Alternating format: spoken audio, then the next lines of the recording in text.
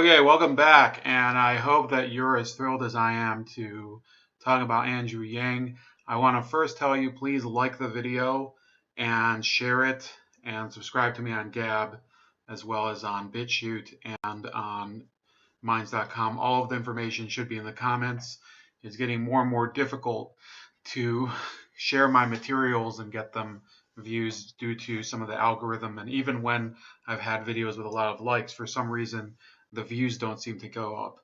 And I have a suspicion that might be due to notifications. Now, Andrew Yang is the polar opposite of the last candidate that I profiled last week, who was Robert Francis O'Rourke. Fortunately, it's not really going to help him, in my opinion. So O'Rourke is style over substance, and Yang is pure substance. Yeah, not that there's anything wrong with the way he looks or anything. I think he's very professional, always goes everywhere. Seems like, he knows how to talk to people. He's probably the most relatable candidate that I see in either party at the moment. And I include Donald Trump because the fact is that if you think that you can relate personally to a person who has billions of dollars, I think you're missing the point. But there are a few flaws with him. I still think it was important to get at least a profile of Andrew Yang, who's one of the more sophisticated candidates in the race, even though I don't think he'll go very far. And I didn't want to leave him out before eventually he has to withdraw, which I believe will happen, by the way. So looking into some of his background, his parents were from Taiwan. I'm not sure how to pronounce his dad's name, so I won't try. He was a physicist and an engineer at IBM. And then his mom, Aunt Nancy, was a statistician. He attended, now this is where, of course, he's relatable, but only up to a point, because he did attend Phillips Exeter Academy, which is one of the most elite private schools in the world, and especially in America. That's in New Hampshire. And then he also attended Brown. He got a BA in economics, and then Columbia Law School with a law degree in 1999. So the only legal experience he had was at this law firm, Davis, Polk, and Wardwell. I think it is in New York City. And then he joined a tech startup called Stargiving, which was involved in raising funds through celebrities for nonprofits. A healthcare company called MFF Incorporated, and the GMAT test company, Manhattan Prep, which he was the CEO of eventually. Then in 2012, he resigned after Manhattan had been bought out by Kaplan in 2009. Kaplan, you probably would know. I think they do a lot of SAT testing and things like that. So this guy certainly knows how to manage a company. Certainly GMAT I believe GMAT is the test that gets you into school for MBA, which, you know what, maybe I should try taking it, because, who knows, maybe one day I'll need it. Then he founded this nonprofit organization called Venture for America, which is geared towards putting top college graduates in middle American cities in order to generate growth and investment. So they've actually invested here in Ohio, in Columbus and Cleveland. They've invested in Kansas City and in cities like that. I think that if it's an interesting idea, and it certainly is something that's welcome, given the fact that a lot of America's corporate power is concentrated in states like New York and California and Florida, and oddly enough in Delaware, because of their banking laws and things like that, or their tax structure. So politically, he resigned as CEO of VFA in 2017, and he's dedicated himself to politics pretty much since then, hoping to be elected president in 2020. He's consistently donated to Democratic candidates, including, for example, Senator Jackie Rosen. But there's actually a lot of candidates, and he's donated to Act Blue several times. So this is a guy who is used to donating, not to raising money. And I would say that he also donated a lot to Hillary Clinton in 2016. However, this was when the general election cycle was already in full gear. So for people like me, that's definitely a negative, and I would probably look askance at supporting him because of that, even despite all of his interesting ideas. The fact is that he is, I would say, the closest candidate that's similar to Donald Trump in the race right now, until another billionaire comes in. Let's say you have Mark Cuban or Howard Schultz joining in. There's still room for them. And of course, what we do know, I mean, it's not really a secret that people like Michael Bloomberg and Tom Steyer continue to influence the party as they are huge mega donors. So he also had this thing called the Freedom Dividend. I'm going to correct this soon.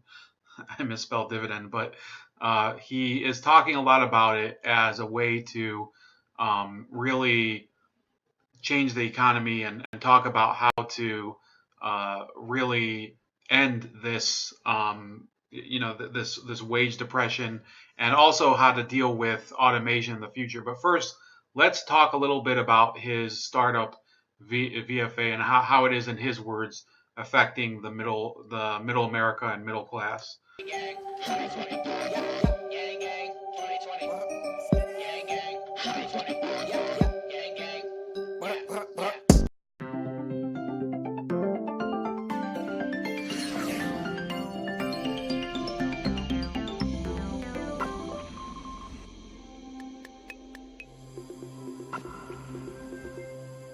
Today in the U.S., there are 6 default paths for top university graduates: financial services, management consulting, law school, which is what I did, medical school, graduate school, or Teach for America. About 2/3 of top college graduates are going to do one of these 6 things, and they're going to do them in one of 6 places: New York, San Francisco, Boston, D.C., Chicago, and L.A. And while these are excellent pursuits and obviously very, very productive, we have a ton of talent doing them and not enough talent heading to other environments, other industries, and other types of companies. And so our goal is to drive more talent to these companies in Providence, Baltimore, Detroit, and other cities where young people can have a very positive impact and learn a lot quite quickly. Small and medium-sized companies are the primary generators of job growth and job creation throughout the U.S. If you look at really large companies, they tend to be in essentially job equilibrium, where they'll hire people, they'll fire people, but it's around the same. So what you want to do is you want to help all these small companies grow as much as possible. They need financial capital, human capital, and its talent and expertise, and then they need to find their product market fit. What we do is we help them with what we think is the most important piece, which is the talent and human capital component. The theory and the practice is that if you can imagine a small company and it had this group of, let's say, 10 or 12 really talented people that want to work for that company, then the prospects of that company growing and reaching its potential go up a lot. And that's the kind of change that we look to make happen. So that clip, that very short clip, I think encompasses some of Andrew Yang's real ideas about the role of business and the role of capital in America. It's not the same as either the Republicans or the Democrats, where the Democrats see business as a way to, in some ways, create tax revenue, and the Republicans see the business as a way to generate growth in the private sector. Andrew Yang, I think, is a little more close to the Republicans, but he looks at this Venture for America as a way to have these entrepreneurs go into parts of the country and create sort of this change in the community around them, rather than just direct all of their resources and focus towards making a profit in one of the main metropolitan centers. Now let's listen to his discussion with an ethics person about the idea of UBI. But let me ask you the other, I think, really important question is, in your plan, how would you pay for this? Because there have been different ideas that I've seen, changes to the earned income tax credit. I mean, let's get into the brass tacks. How would Andrew Yang pitch paying for something that could be 10 to 12% of the GDP, that expensive of a government program? So again, I just want to say it's not a government program and that every dollar goes into the hands of an American citizen. It's a true dividend, where if you were a company and you said, hey, we're declaring a dividend, we're giving this money to shareholders, then everyone would say that's great management. In this case, we, the citizens of this country, are the owners, and if the dividend comes to us, then it's not a government program. It's simply the shareholders of society receiving some of the vast wealth of the society. So it's not a government program. It's actually extraordinarily inexpensive to administer, because if it's truly universal, you don't have case managers or people trying to figure out how much money you make. Like, all of that stuff goes away. But at least in the short term, the funding would have to come. Right. So, so it's actually much more affordable than most people think. So the headline number is about $2 trillion. Our economy is about 19 trillion, so that seems like a lot.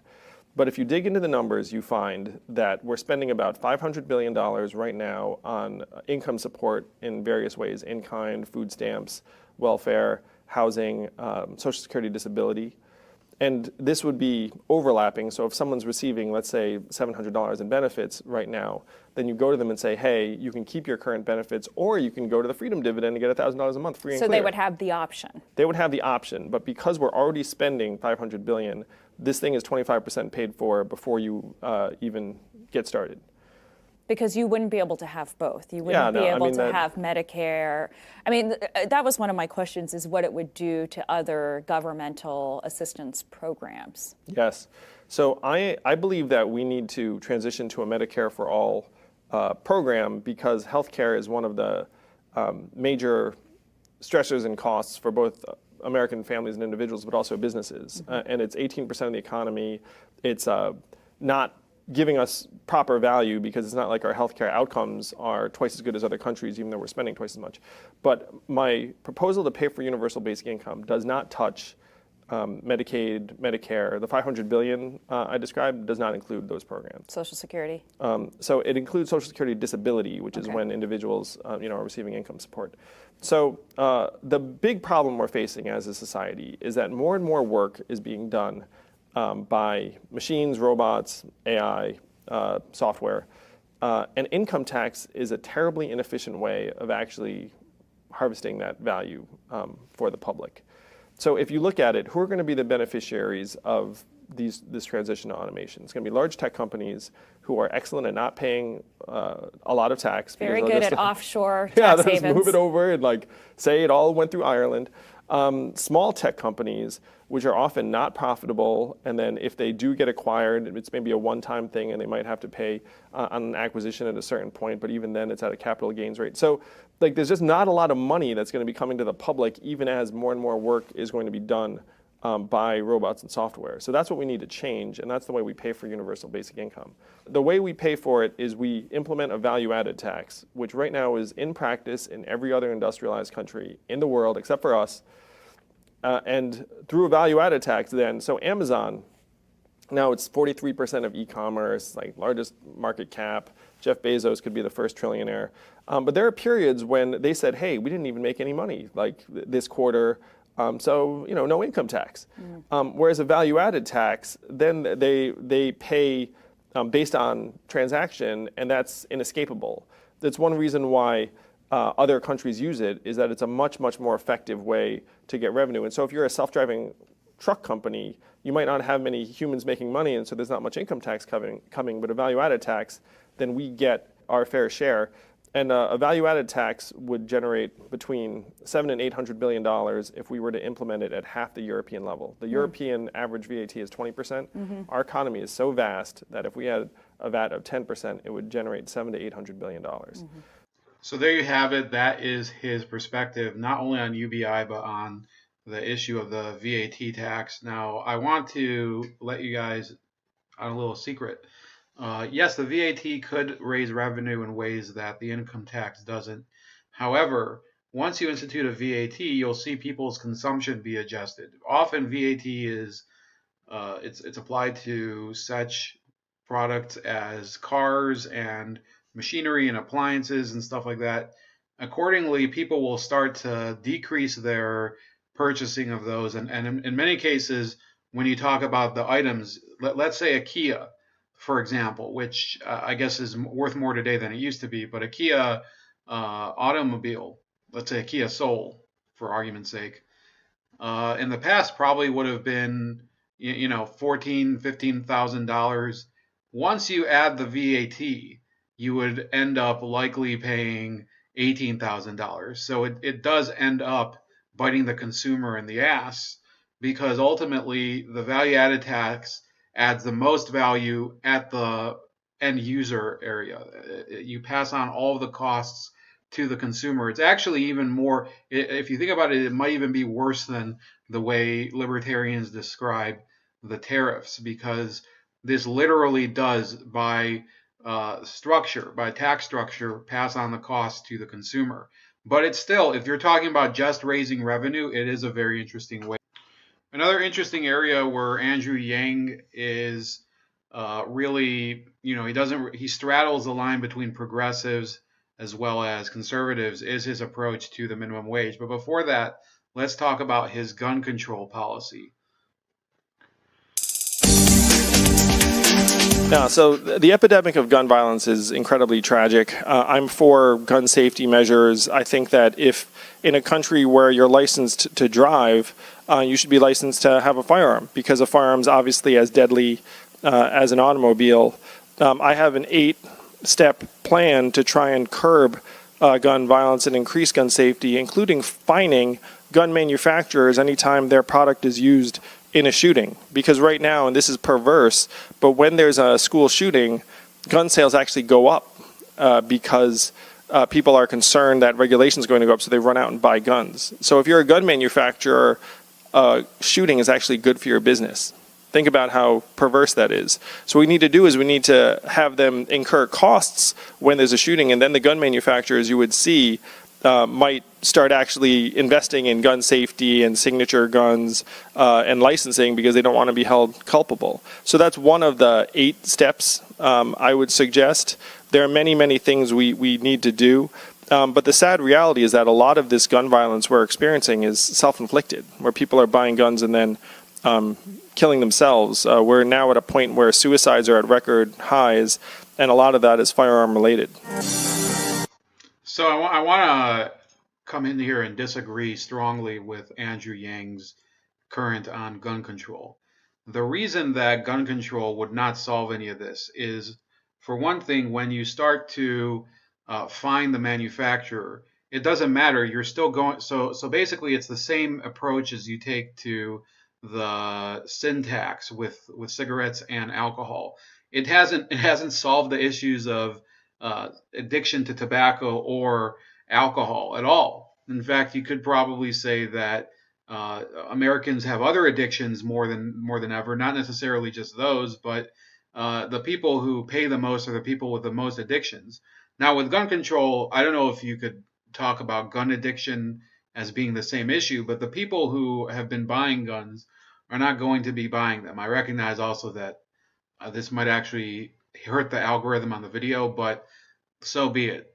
Firearms are essentially a product that the people who want them are going to do whatever they can to get them. And I'm talking about both legal gun owners and the gun owners who are willing to buy things illegally. So the legal gun owners will continue to buy these legal firearms and pay the higher tax. Illegal owners will continue to either procure them by theft or by buying from underground dealers. In some cases, people manufacture these guns in small cottage workshops. Those are called ghost guns.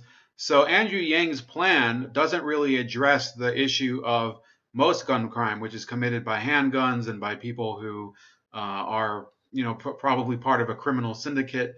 That's really the iceberg of gun crime. They're only addressing the tip of the iceberg, which is the school shootings and issues that were related to those, which, if people are really being honest, is a very small portion of the gun crime problem. Then when you talk about suicides, the idea that by making guns illegal, you're going to dissuade people from committing suicide is laughable. You have to remember how many people commit suicide using pills or using razor blades. A lot of people, I've known more cases of people that I know who have committed suicide by hanging themselves or using pills than by using guns, although I know a couple people that did that too. So I think Andrew Yang has a very, I would say, misguided way of looking after this, and that's one of the reasons I would not trust him as a candidate, even though I do respect some of his other ideas. Now let's hear him talk to Jimmy Dore a little bit about minimum wage. So now, why run for president first? Why not run for a mayor or something like that? And well, as you can tell, I'm concerned with the fact that our country doesn't seem to understand that it is not immigrants that are causing economic issues around the country. It is the fact that technology is pushing us to this set of situations where now you have Americans freaking out, dying young, and like turning on each other. And so if I'd run for mayor of a city, it's like the issues I'm concerned with are truly national in scope. And we do not have that much time. It's like, so if you're going to try and get some remedies like the freedom dividend over the finish line in a 5 to 10 year time period, you have to kind of start at the top. You have to go big. And I'm happy to say that I just qualified for the Democratic primary debates in June. We're raising tens of thousands of dollars a day from thousands of Americans around the country. But we can make this case very, very quickly because we genuinely just don't have that much time to make these changes. And do you feel that someone like Bernie Sanders wouldn't implement similar programs, and he's doing a half measure, or what? Why? So I would think if I was you, I would think, well, I should take all my energy and put it behind this guy Bernie Sanders, who's already the front runner, who we all know is going to bring democratic socialism to America, exactly what people need. So that's why. So why wouldn't you do that as opposed to running yourself? Well, I'm very, very aligned with many of Bernie's goals and values. I supported him in the last run. I think he's moving the country in the right direction. And if Bernie were to come out tomorrow and say, I support a universal basic income of $1,000 per month per adult, no one would be happier than me. And so we need to just keep moving the country in the right direction. But I'm a fan of, I have many, many friends who are working on the Bernie campaign right now. I think some of my approaches will be a little bit more direct and modern. I think I may understand the impact of technology in a way that perhaps, like Bernie may not. But, we're all on the same team just trying to solve these problems, in my opinion. Are you pro-union? Yeah, very much so. I mean, unions have been a bastion of the middle class, and without them, many workers would have much, much lower compensation and worse benefits and everything else. So I enjoy every time I hang out with the union workers in any of the states I campaign in.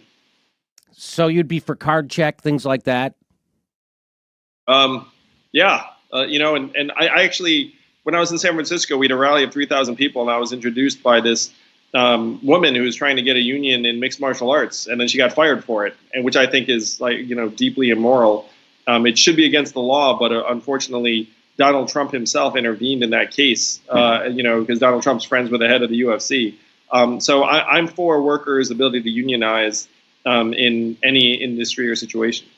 And for a minimum wage, what are you for, the 15 or the 20 or the 25? Are you for one of those? Well, I'm for 100% for the spirit that no American should be working full time and not be able to pay their bills. But the reality is, if we move to a $15 minimum wage, there are many, many small businesses and industries like fast food that would probably end up getting rid of shifts in workers. Because if you have a fast food restaurant that's paying people $9.25 an hour, and then you say it's 15, then they're going to look around and be like, it's like robot burger flipper time, or it's like self-serve kiosk time, which might be okay. But I'm suggesting that if we put $1,000 a month into people's hands, then that serves as a virtual raise for every worker. It makes workers much harder to exploit. It actually rewards mothers and caregivers who right now a minimum wage would not impact. Like a freedom dividend is much, much broader and bigger, and then we can turn to a minimum wage, but the need for it goes much, much lower, because I'm essentially giving everyone $1,000 a month raise, which would raise the effective minimum wage to close to $15 an hour anyway. So, okay, well, I don't agree with that, because that idea that if we raise people's wages, they'll automate them. They will automate them if they can. They're not doing that because they're nice, right? Or because they would, if they could automate their jobs right now, they would do it right now. And that the only reason that is generally true. Yeah. But So it is possible that if you change the economic incentives to automate something, it might become more appealing.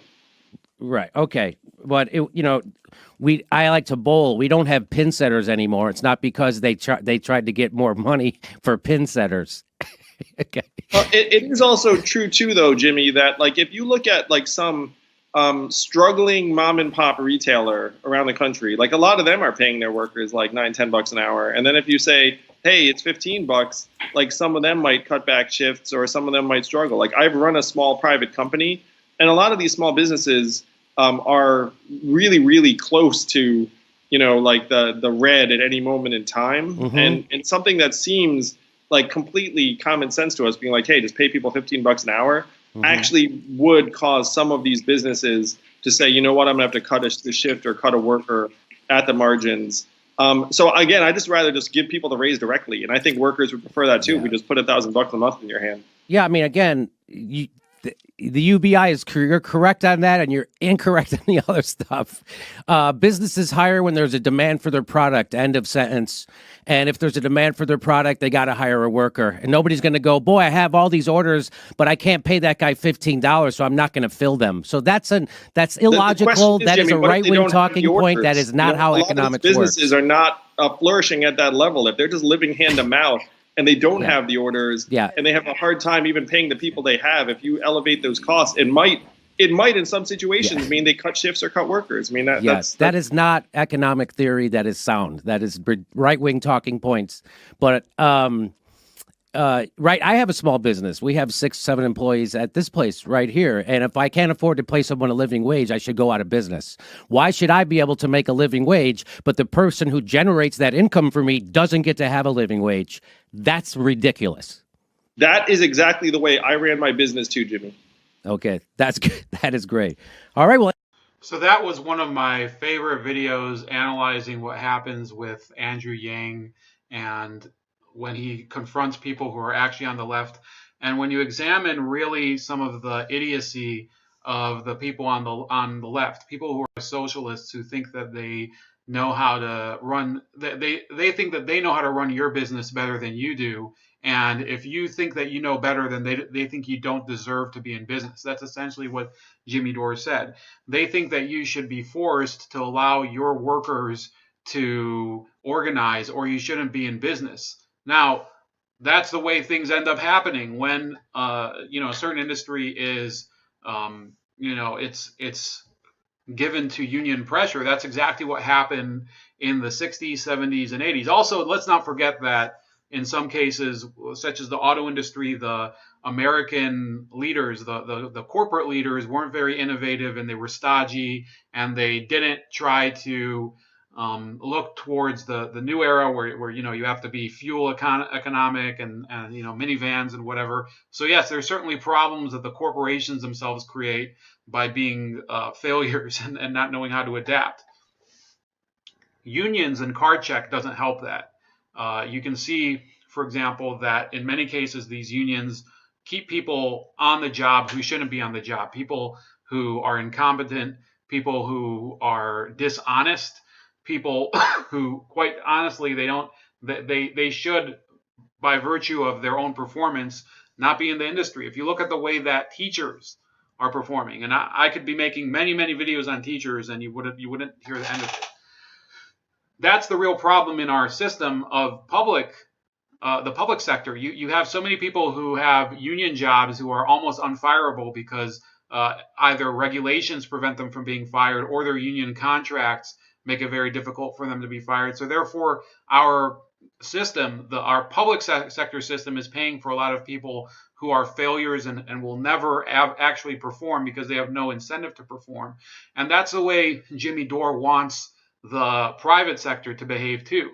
That's one of the reasons, by the way, that I think that generally it would be better for somebody like Andrew Yang to be a candidate in this election for the Democrats rather than one of the other wackaloons that is in the party.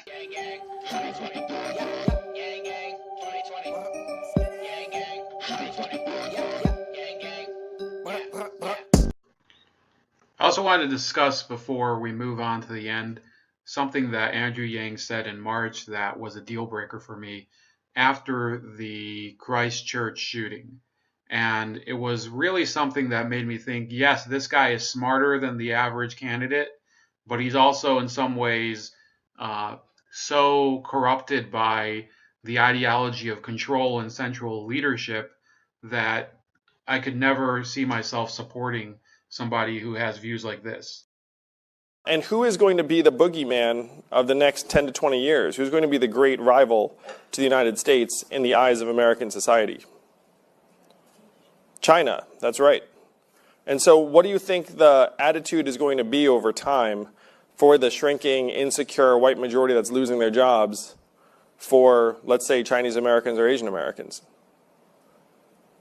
I personally said to a group at Harvard, I think we're one generation away from falling into the same camps as the Jews who were attacked in a synagogue in Pittsburgh, just a couple months ago. It's like we're probably one generation away from Americans shooting up a bunch of Asians saying, damn the Chinese because there's a giant Cold War or even more with China. That is the great danger that I fear that my children are going to grow up in. All right, you heard that, and I think that it's ridiculous that somebody would suggest, first of all, prognosticating that Americans will end up shooting up Asian churches, which, to my knowledge, a lot of Asians are not Christian anyway. But let's say they go to, Buddhist temples, or they may even be of other faiths or whatever. Some of them are Taoists, whatever. The fact is that the best deterrent to people who may threaten you is to be armed yourself. And there's no problem with Korean and Chinese and Japanese and Thai Americans, Filipinos buying their own weaponry, arming themselves, being trained, and knowing how to defend their friends and their property and their families. The idea that you should start to talk about ways to institute gun control in response to something that didn't even happen here in the USA, when you're talking about Christchurch, or in response to what happened in Pittsburgh, which was in part due to censorship and also due to the people there not being armed. That is, in my opinion, this is the mark of somebody who is simply pro-state and authoritarian. And that's one of the reasons I personally would not support Andrew Yang, as much as I respect a lot of the other things about him.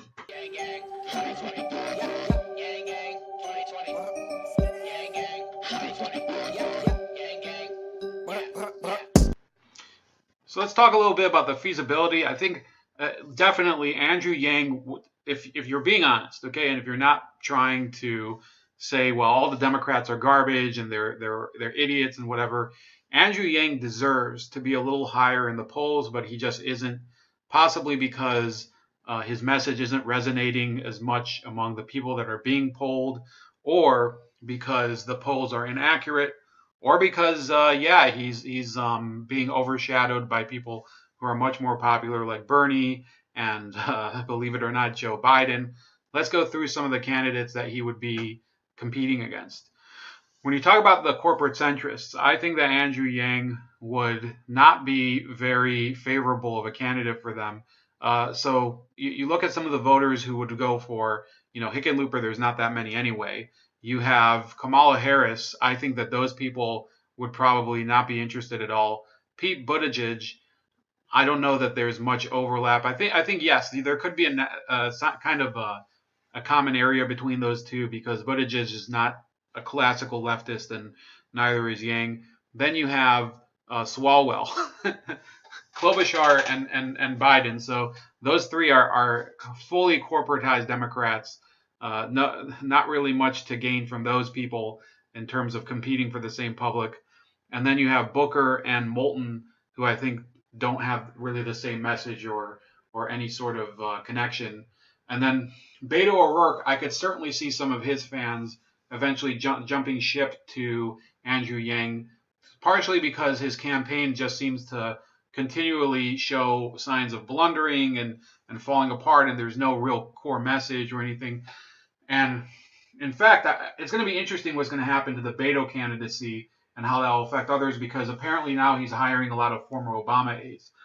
Now, if you look at this area, these are the people who straddle the line between progressivism and corporatism, and I think Beto could be included among them. But there's Inslee, Gillibrand, and then here's the new guys, Michael Bennett and Bill de Blasio, who, I mean, his candidacy is going nowhere. So those candidates are, when you straddle the line of corporatism and fake progressivism, I don't think you gain a lot of followers. And I don't think that Yang has much to compete with these people. You look at the progressives, he certainly has good competition here. And I think that once some of these people have to drop out, if Andrew Yang continues to campaign, he could probably pick up a lot of voters. So the ones that I think will drop out the earliest are Tulsi Gabbard and Mike Gravel, simply because of funding. There's nothing I see really as a flaw in either of their. I mean, I don't agree with Mike Gravel on a lot of stuff, but I think he's generally not a horrible candidate in terms of his personality and the ways that, of course, he puts together his anti-war ideas very clearly and with a lot of conviction and principle. But I don't think that they're going to have staying power. I simply think that once the actual traveling and campaigning costs take a toll, they'll simply be swallowed by the main progressive candidate, Bernie. So I think some of their voters, the ones who are more disappointed with Bernie, might flow to Andrew Yang. The same goes for supporters of Elizabeth Warren, who I think will not likely last beyond February and Super Tuesday. I think she'll be toast by then. She's not even polling in first place in her home state of Massachusetts. And then you have Marianne Williamson, who, like Yang, she's independently wealthy, I believe. So that'll be interesting how long she stays in the race.